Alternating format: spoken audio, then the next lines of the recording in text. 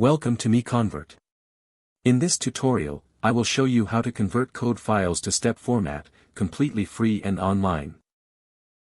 Open your browser and search for code to step MiConvert.com.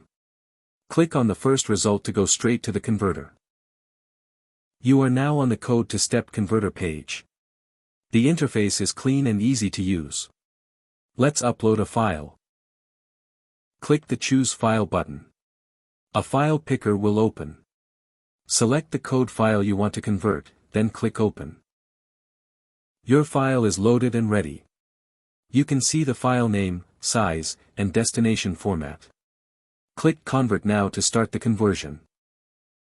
The conversion is in progress. You can see the progress bar moving. This usually takes just a few seconds. Done.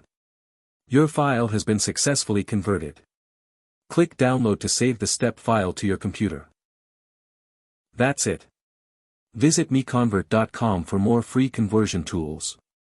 Subscribe for more tutorials. Thanks for watching.